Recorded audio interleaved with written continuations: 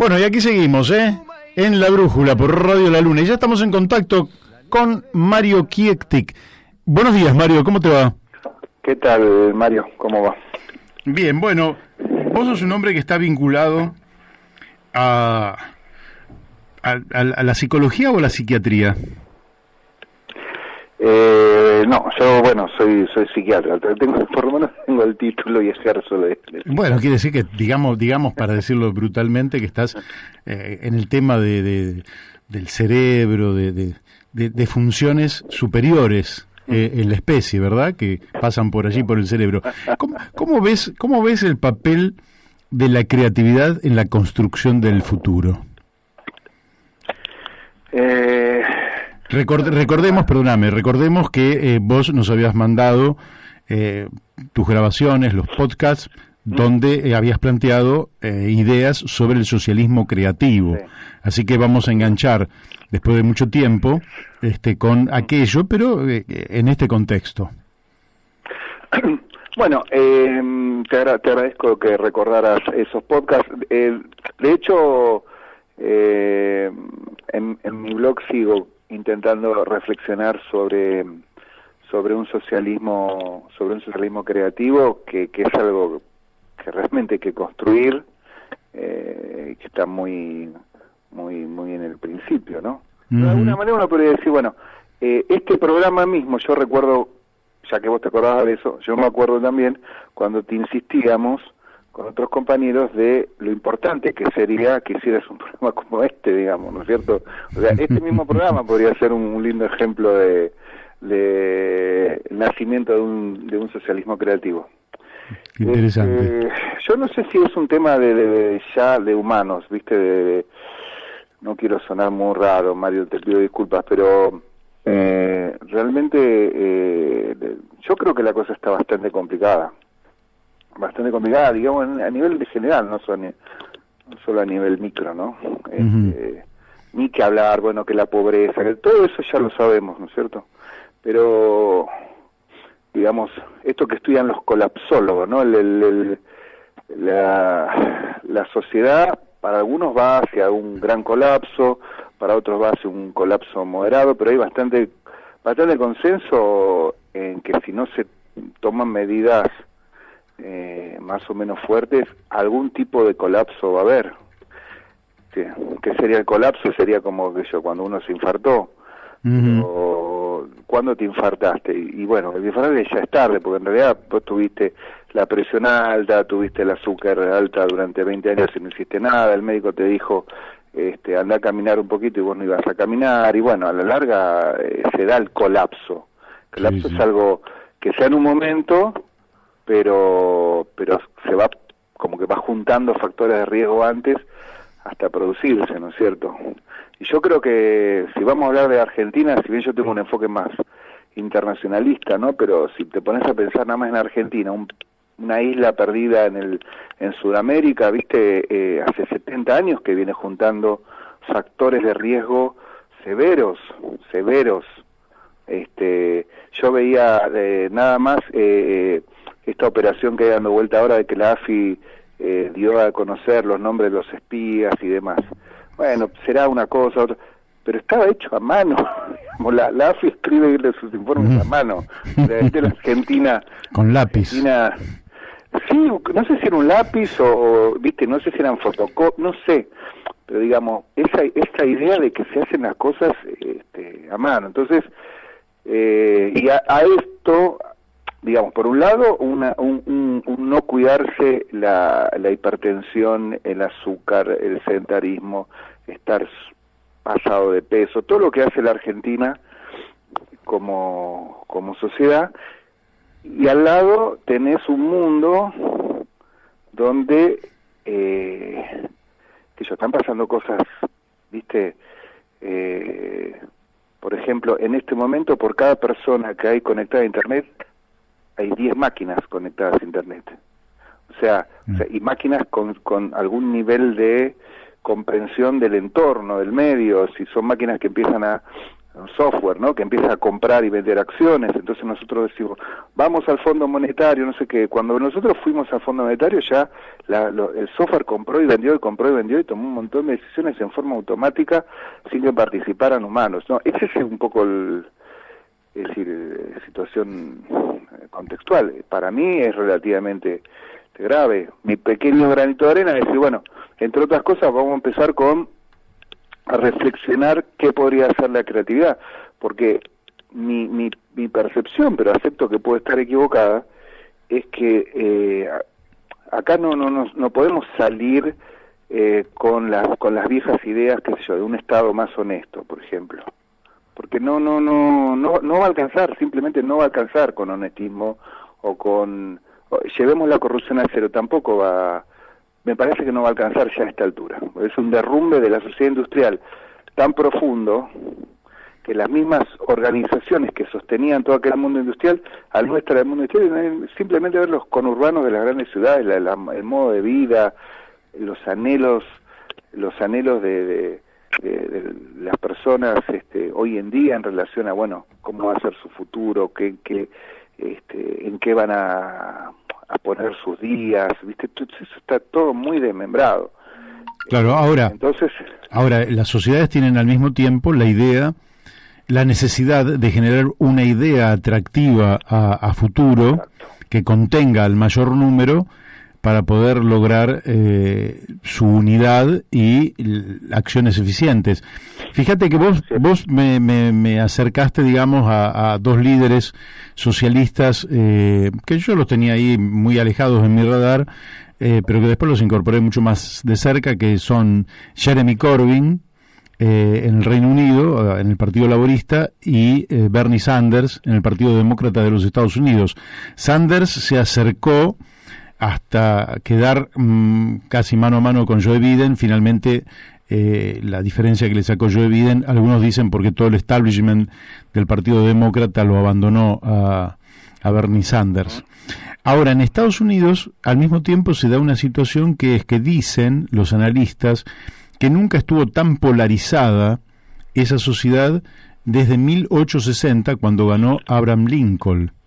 ¿Cómo ahí parece que a los Estados Unidos también les está costando generar un futuro, un destino común? ¿Crees que eso es lo que nos está pasando? Yo diría, pero yo es con la mayor humildad, pero ya que me lo preguntás, digamos, contesto. Creo que hay una gran desconexión con la realidad sensible. O sea, hay muchas cosas que son muy de la época de la Unión Soviética. Viste, en la Unión Soviética había que cumplir lo que te pedía un jerarca en Moscú, vos tenías que cumplir. Entonces tenías que, no sé, por decir algo, producir tantas toneladas de harina. Y entonces vos cumplías con eso. Ahora, después esa harina, en el resto de los procesos que seguían hasta que esa harina llegaba a las bocas de expendio, estaba desarticulado. Entonces, en la Unión Soviética, antes de la crisis, ya se estaba tirando más o menos el 60-70% de los alimentos. Pero vos no podías decir nada. Vos no podías decir, ¿qué pasa que estamos tirando cosas? No, vos tenías que ser leal y sostener la realidad que te proponía el partido. Eso es lo que tenías que hacer. Entonces, las polarizaciones, para mí el riesgo que tienen, bueno, y Argentina es un ejemplo espectacular de eso, ¿no? Tienen eso, de que te va desconectando de la realidad. Entonces, llega un momento que vos estás tirando la comida, tenés un montón de pobreza, estás tirando, es un ejemplo nada más, ¿no? Pero sí. Tirás comida y la gente muy no sabe, pero tenés que decir que está todo bien. O sea, y algo de eso, las redes sociales tienen un fenómeno que se descubrió hace poco, en términos, si querés, antropológicos, pero una cosa muy del formato de las redes, que es que el enojo y la ira se propaga más que los afectos amorosos. Como que lo amoroso se transmite a lo cercano y la ira a lo lejano. Mira. Las redes en realidad no conectan con lo lejano. Por ahí es la persona que está al lado, en el edificio al lado, pero la red instala una lejanía. Entonces, una de las como teorías que hay ahora es que se van formando como grandes paquetes de ira que se van conectando entre sí, se van formando como tornados de ira, que después, bueno, lo único que te queda es, digamos, sumarte al otro tornado para que el primer tornado no te lleve puesto. Entonces se van formando grandes tornados que van destruyendo todo su camino de ira, y bueno, lo que tenés es un formato, no tenés buenos y malos, lo que tenés es un formato en los medios de comunicación que está promoviendo eso, y ni siquiera hay alguien que dice, bueno, vamos a hacer que la gente se odie. Hay algo en la, si querés, en la condición biológica del humano, ¿viste? Como una cosa muy neandertal, ¿no? Tenemos todavía de emociones muy neandertales. Entonces, frente a estos cambios tecnológicos, bueno, no nos estamos adaptando, ¿no? O por lo menos nos estamos adaptando así, con estas figuras de polarizaciones. Y volviendo a tu pregunta original, yo o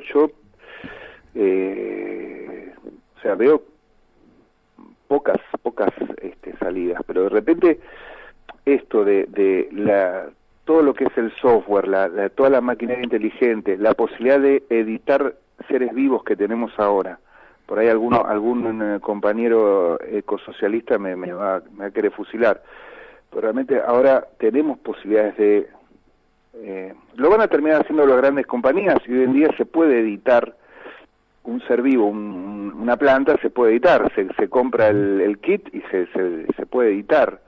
Y nosotros estamos con esto de no hagamos nada, y mientras las grandes compañías están haciendo papas más grandes, tomates más brillantes, etcétera, etcétera, ¿no?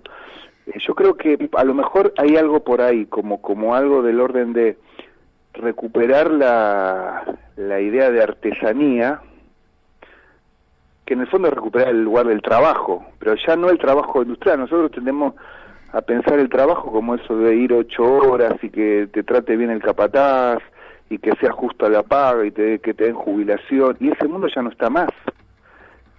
No, ese mundo no. De máquinas que compran y venden, que deciden, que toman decisiones, y de seres vivos que se pueden ser editados en un laboratorio y modificados. Y nosotros nos estamos como manteniendo afuera de eso, viviendo en un mundo, como decís vos, bueno, a un relato necesitamos, pero el relato que tenemos es nefasto, y además sumado a una polarización. Yo escuchaba el otro día como una especie de se abrió un poquito la Matrix. El diputado, nunca sé si es Malaspina, ¿no? Pero algo así, tuvo un furcio de sinceridad, y en un programa dice, bueno, todos saben que el kirchnerismo le va a echar la culpa a la pandemia y nosotros le vamos a echar la culpa a la cuarentena, y bueno, pero todos sabemos que va a ser así, todos nos vamos a alinear en eso, y más o menos con eso vamos a ir tirando. Y entonces el periodista le pregunta, a ver, ¿qué me quiso decir con eso, no? Se había abierto, ¿no? Se había hecho una rajadura en el relato y había quedado abajo a la vista realmente cómo son las cosas, que es que vos vas a decir, te vas a meter en alguno de los dos tornados de ira en el fondo. Y entonces, no, en realidad el problema es la cuarentena que está mal hecha, porque entonces, y retomó el relato esperable para alguien de uno de los lados de la grieta, esta locura, ¿no? Claro, que en realidad la grieta sería justamente, uno le dice grieta a los que justamente une, porque esta grieta es lo que los une y mantiene y crea esta falsa dicotomía, esta falsa polarización, donde lo único que te queda es ser leal a uno de estos dos discursos disparatados. Mario, entonces, ¿qué tal? Daniel de Abrantes te habla, ¿cómo estás? Daniel, ¿cómo va? Te hago una consulta. ¿Tuviste oportunidad de ver una película documental que está hoy en Netflix que se llama El dilema de las redes sociales? Que casualmente plantea este tema y es muy interesante porque los que hablan en el documental básicamente son son personas que han ocupado cargos de importancia en las grandes redes, en Google, en Facebook. Creo que lo vi. Sí. Y plantea bueno, y se plantea este problema, ¿no? Que no solo en la Argentina hay una grieta y se han polarizado las opiniones, sino que, bueno, pasa en Estados Unidos, es más, alguno ahí preguntando qué es lo que más temen como posible evolución en Estados Unidos, y algunos dicen, ya están hablando de una posible guerra civil. Y el papel que cumplen estas redes en esta nueva mirada del entorno social, ¿no? Sí, en realidad esta idea, digamos, comprobada empíricamente, no es una cosa de ficción. Esta idea de que la carnadura de lo que se transmite, o sea, es más porosa, absorbe más el enojo que lo amoroso, las redes sociales, pero por una cuestión de de cómo está hecho nuestro cerebro. Esto es bastante nuevo, digamos, se planteaba, pero que tengamos papers que lo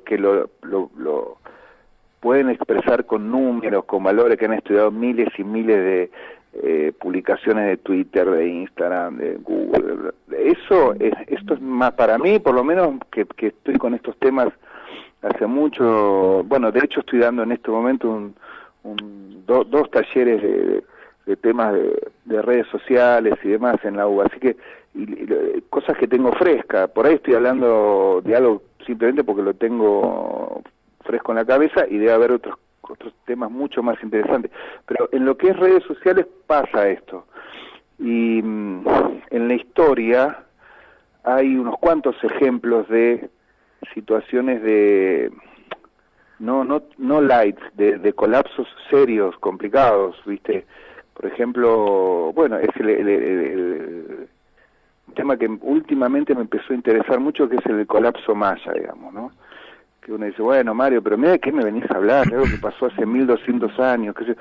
Pero es muy interesante cómo fueron juntando de a poco factores de riesgo, las élites, digamos, cómo fueron agudizando sus contradicciones, cómo se fue entrando en un consumo de lo mismo, ¿viste? Más de lo mismo, más de lo mismo, más de lo mismo. Fueron perdiendo capacidad de innovar, y en algún momento se estaban matando todos contra todo, y fue un desastre. Y realmente la gente simplemente dijo, se fue de las ciudades. O sea, pensá que, por ejemplo, toda la zona de Yucatán y demás, el 95% de la superficie, más que ahora, estaba ocupada con gente que cultivaba, que criaba animales, había una ciudad cada 30 kilómetros, es una cosa complejísima, y se arrumbó en muy poco tiempo, ¿no? Entonces, yo en un principio esto de los colapsólogos no me lo tomaba muy en serio, pensaba que era una cosa más, estos delirios que cada tanto se ponen de moda, pero ahora uno lo empieza, y aparte empezás a encontrar tipos muy serios que son contratados por grandes empresas o estados serios que los llaman a dar cuenta de esta situación. Por ejemplo, no me viene ahora el nombre ahora, hay un Stuart, creo que se llama, un arqueólogo que trabaja en la civilización maya hace muchos años, que vive dando conferencias en grandes empresas, digamos, de cómo colapsaron los mayas, porque los tipos dicen, a ver, venga, cuéntenos cómo es que esto se desplomó así, y qué riesgo tenemos nosotros de que nos pase lo mismo. Entonces, y para mí lo más grave, o sea, equivoquémonos con nuevas ideas, por lo menos. Así es. Lo de probar, yo sé que muchos no están de acuerdo conmigo, pero probar con las viejas soluciones de más Estado, más repartir más plata, todo, yo estaba de acuerdo con todo eso, sí, pero empiezo a tener mucho, como que no sé si es parte del problema eso, ¿no? Y además, mirá, no sé si para terminar, me acuerdo que en el supongo que habrá sido en el 82, 83, íbamos en la marcha, digamos, una marcha contra el Fondo Monetario, íbamos cantando, ay, ay, ay, ay, que la deuda la paga el Soaray, ay, ay, ay, que era un cantito que íbamos habíamos cortado Córdoba, iba toda una columna que la deuda la paga el Sogaray. Y finalmente la deuda la terminó pagando al Sogaray, porque Menem lo puso, el peronismo lo puso al Sogaray a pagar la deuda externa. Entonces, a ver, ¿qué quiero decir? El Estado al final está tan colonizado que al final tenés un Alzogaray pagando la deuda externa. Entonces, por eso yo creo que hay que empezar a buscar soluciones de abajo hacia arriba y además que incorporen las nuevas herramientas que tenemos, que suenan raras, pero son máquinas inteligentes, son seres vivos editados en laboratorio, eso, ¿viste? Y son cosas como este programa también, digamos, como la tontería que me pongo a hacer yo en el blog, pero eso, digamos, por ahí está la cosa, ¿no? Volver a una cosa artesanal, hacerlo bien, o intentar hacerlo bien, hacerlo a medida, no tiene que estar maximizado, que sea poquitito pero que esté bien hecho, es por ahí, para mí es por ahí. Bien, bien. Bueno, te vamos a dejar un tema para la próxima porque nació la Internacional Progresista. Uh-huh. Y en esa Internacional Progresista hay una de las consignas es internacionalismo o extinción, ¿verdad? Uh-huh. Así que te lo dejamos ahí como título, nada más. No vamos a profundizar porque ya tampoco tenemos tiempo. Pero quiere decir, lo que vos planteás, lo veo perfectamente bien. El tema es el siguiente, y tenemos poquito tiempo. Si vos a una sociedad no es solo la suma de las partes, la suma de las partes no da una sociedad, es gente, digamos, pero la sociedad tiene un vínculo. Ese vínculo tiene que ver con el pasado, las tradiciones, el idioma, las costumbres, en fin, lo físico también. Ahora, si esa sociedad no tiene una ilusión común hacia adelante, da la impresión de que puede haber un colapso por la fragmentación extrema y hasta violenta que pueda ocurrir la desaparición de esa sociedad. Ahí es donde yo apuntaba cuando te preguntaba si no veías la necesidad de, digamos, llevar la creatividad a los más altos niveles con la finalidad de crear por lo menos una ilusión, una esperanza, un proyecto, una utopía, una idea común que le permita a todos convivir en la esperanza por lo menos de alcanzar en algún momento algo mejor de lo que tenemos. Uh-huh.